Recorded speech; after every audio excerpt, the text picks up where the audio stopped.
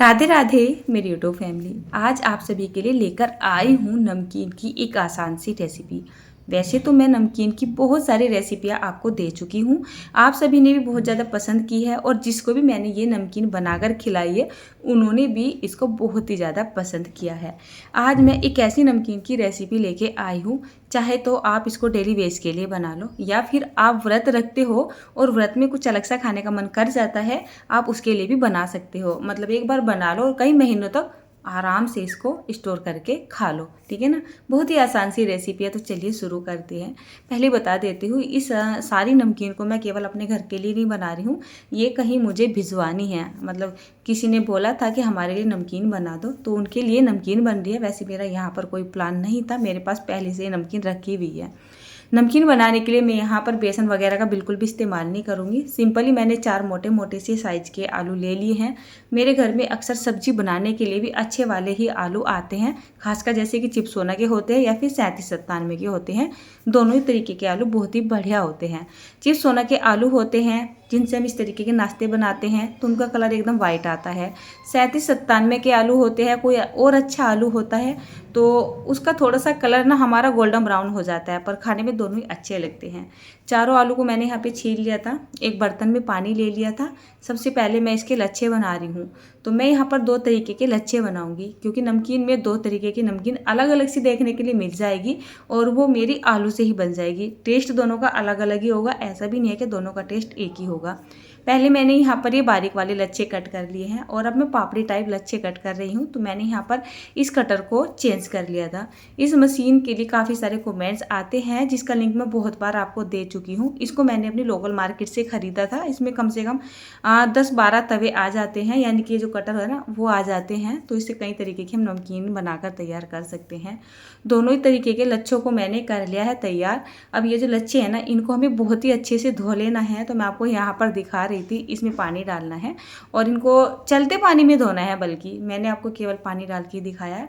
अब नमकीन बनाने में मुझे बहुत ज़्यादा देर लग जाती है। एक नमकीन अभी और भी बनने वाली जो कि मल्टीपल नमकीन मिलाकर बनेगी। तो यहाँ पर मेरा साथ दे रही है मेरे हस्बैंड की भांजी मोनिका। आज मैंने इसका नाम शो कर ही दिया है। ये अपने ऑफिस का काम यहीं से कर रही थी और शाम के टाइम में जब इसकी छुट्टी हो जाती है, थोड़ा बहुत इसको टाइम मिल जाता है, तो ये मेरा काम में हाथ भी बंटवा देती है। नहीं तो ये अपने ऑफिस का ही काम करती रहती है बैठी हुई। उसके बाद वो खाना बना रही, मैं इन्हीं के लिए नमकीन तैयार कर रही थी क्योंकि कल इसको जाना है अपने घर। अब जैसे कि मैंने लच्छे तैयार कर लिए थे, धो धा के 5-7 मिनट के लिए कपड़े पे फैला दिए थे। कढ़ाई में मैंने यहाँ पर तेल डाल दिया था। तेल जब हमारा अच्छे से गर्म हो गया, ये लच्छे यहाँ पे डाल दिए थे।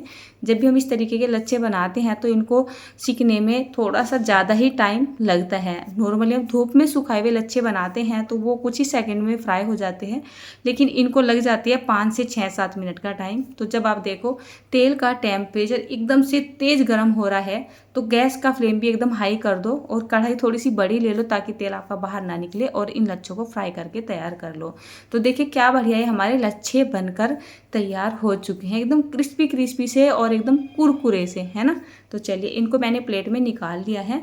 यहाँ पर इन लच्छों का मॉइस्चर भी सूख ही चुका है, तेल का टेम्परेचर अच्छा खासा गर्म हो ही रहा है। तो इस तरीके से थोड़े थोड़े करके लच्छे यहाँ पे डालेंगे।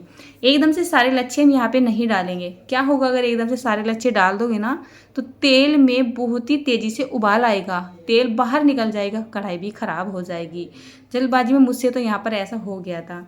शाम का टाइम बहुत बिजी होता है मेरे घर में, सुबह से भी ज़्यादा बिजी होता है शाम का टाइम, क्योंकि भोग लगने का एक टाइम होता है हमारे घर में और भोग लगने के टाइम तक अगर भोग नहीं बनता है ना तो समझो हाथ पैर सबके फूलने से लगते हैं। ऊपर से मैं बना रही थी नमकीन, उधर एक मेरी भांजी है, एक ही मेरे हस्बैंड की भांजी है, तो दोनों भांजियाँ हैं। तो ये बोल रही थी कि मौसी मामी, एक की मामी लगती हूँ एक की मौसी लगती हूँ, कि आप हमारे लिए नमकीन बनाओ और खाना हम बना देंगे। काम तो ये सभी तरीके कर लेते हैं, लेकिन बेटियां है ना कुछ काम को करने में इतनी एक्सपर्ट नहीं होती हैं। तो मैंने इनको आसान सा ही खाना बता दिया था कि तुम रायता वगैरह बना लो, ज़्यादा झंझट में मत पड़ो। तो ये आलू का रायता बना रही है, उसमें आग वाला तड़का लगा रही हैं। खतरों के खिलाड़ी तो हम सभी हैं, लेकिन मुझे थोड़ा सा ये डर लग रहा था कि लड़की है कहीं हाथ पैर ना जला ले, और मैं इधर बिजी हो रही हूँ। वो ना तड़का यहाँ पे लगाने वाली थी, फिर मैंने बोला बेटा नीचे रख के लगा ली, नहीं तो फिर आप सभी भी बोलोगे। दूसरे वाले लच्छे भी बनकर हो चुके हैं तैयार।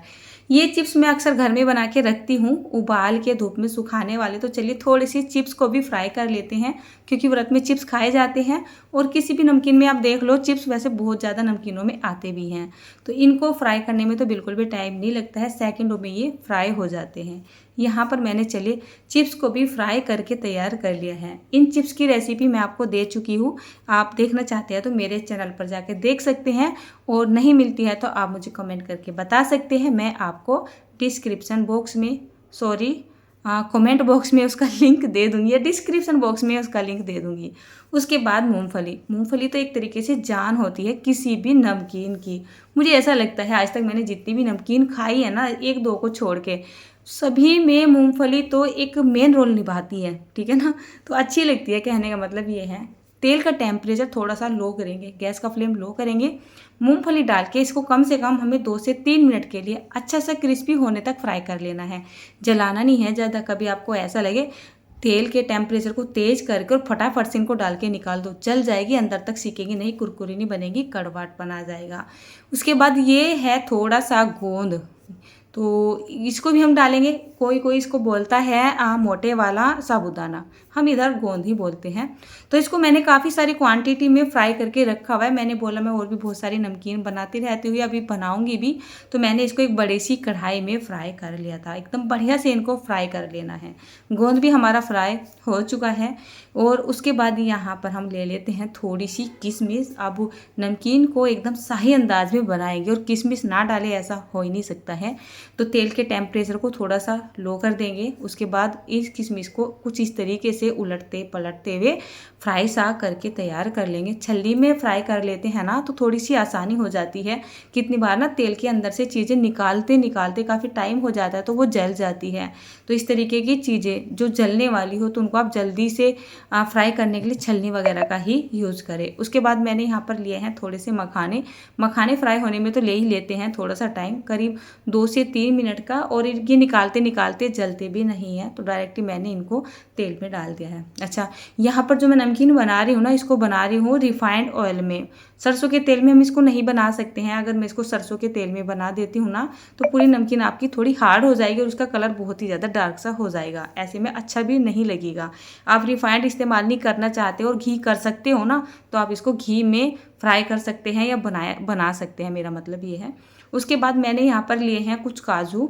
तो यहाँ पर मैं थोड़ी सी चीज़ों को ज़्यादा क्वांटिटी में ही बना रही हूँ।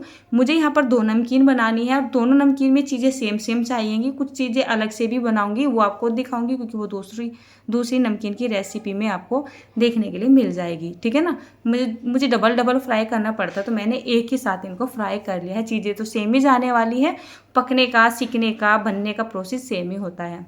उसके बाद मैंने यहाँ पर ये थोड़े से ले लिए हैं बादाम को मैंने बीच में से कट लगा लिया था। जैसे एक बादाम होता है ना, तो उसमें से बीच में से कट लगा लिया था। इनको भी कुछ ही सेकंड के लिए मैं फ्राई सा कर लेना है, बस इनका हल्का सा कच्चापन निकल जाए, इतना ही इनको फ्राई कर लेना है। तो चलिए, यहाँ पर हमारे जो बादाम है ना, वो भी फ्राई होके तैयार हो चुके हैं। उसके बाद मेरे पास था सूखा नारियल। सूखे नारियल को मैंने ऐसे बहुत ही पतले पतले से टुकड़ों में कट कर लिया है। गैस का फ्लेम मीडियम टू लो के बीच में रखेंगे। तेल का टेम्परेचर भी थोड़ा सा डाउन कर लेंगे, और इसको भी हम थोड़ा सा गोल्डन ब्राउन होने तक भून लेंगे। ये बहुत जल्दी से भून जाता है। जब आपको ऐसा लगे इसका कलर चेंज होना शुरू हो चुका है, तुरंत इसको निकाल लेना है, क्योंकि ये तेल के अंदर से निकलने के बाद भी अपने आप से ही पकता रहता है। क्योंकि जो हमारा सूखा नारियल होता है ना, इसमें तेल होता है बहुत ज़्यादा, और तेल ऑटोमेटिक गर्म सा हो जाता है, तो बाद तक पकता ही रहता है। उसके बाद यहाँ पर ले लेने हैं आपको क्या होता है, अपनी करी पत्ता। तो मेरे पास करी पत्ता नहीं है, मैं यहाँ पर लेती हूँ जो मरवे का पेड़ नहीं होता है, मैं उसके पत्ते ले लेती हूँ। और यकीन मानिए इतना ज़्यादा टेस्टी लगता है ना, बहुत ही अच्छा लगता है, ठीक है। तो मैंने यहाँ पर सारी चीज़ों को फ्राई करके तैयार कर लिया है। अब बारी आती है अपनी नमकीन बनाने की। तो सबसे पहले हम यहाँ पर लेंगे चिप्स।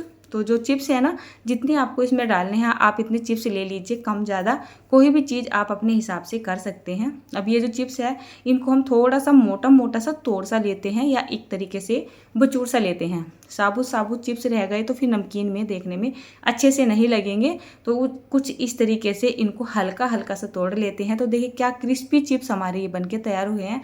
आप चाहे तो यहाँ पर आलू के इंस्टेंट चिप्स का भी इस्तेमाल कर सकते हैं अगर आपके पास ये वाले चिप्स नहीं है। जैसे कि आलू को चिप्स के तरीके से कट कर लिया, पानी में 3 से 4 बार चलते पानी में धो लिया, फिर उनको 2-4 मिनट के लिए किसी सूती कॉटन के कपड़े पे फैला दिया और साथ ही उनको तेल में फ्राई कर लिया, जैसे मैंने यहाँ पर ये लच्छे फ्राई किए। तो चलिए यहाँ पर सामान को डालना शुरू कर देते हैं। अपने यहाँ पर दोनों ही तरीके के आलू के लच्छे डाले, साथ में डाल दिए यहाँ पर मूंगफली, उसके बाद यहाँ पे डाले हैं मखाने, मखाने के बाद डाल देते हैं सीधा किशमिश, थोड़े से यहाँ पर काजू भी डाल देंगे और काजू के बाद बादाम और साथ में अपना साबुदाना या फिर गोंद डाल देते हैं। थोड़े से यहाँ पर मरवे के पत्ते जो फ्राई किए थे उनको डाल देते हैं और थोड़ा सा सूखा नारियल भी डाल देते हैं।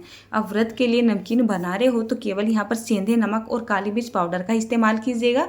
और अगर आप इसको सिंपली वैसे मतलब नॉर्मल वे में बनाना चाहते हैं तो चाट मसाला, इसको तीखे वे में बनाने के लिए मिर्च वगैरह भी डाल सकते हैं।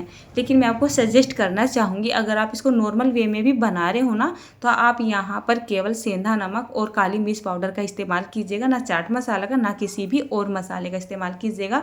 क्योंकि ये जो नमकीन है ना, जितना सिंपल वे में बनाई जाती है उतनी ही खाने में टेस्टी लगती है और इसकी एक तरीके से पौष्टिकता भी बनी सी रहती है। बारी आती है इसको स्टोर करने की, तो कोई भी आप प्लास्टिक का हो, कांच का हो, चीनी मिट्टी का, जो भी डब्बा आपके पास हो, बस वो एकदम मॉइस्चर फ्री साफ़ सुथरा होना चाहिए, उसमें भर के आप इसको रख लो। इसको स्टोर करने के लिए फ्रिज की ज़रूरत नहीं पड़ती है, आप ऐसे ही इसको भर के रख लो, ये कई कई महीने चल जाती है। जब भी आपका मन करे नाश्ता करने का, थोड़ी सी निकालिए और चाय के साथ एंजॉय कीजिए।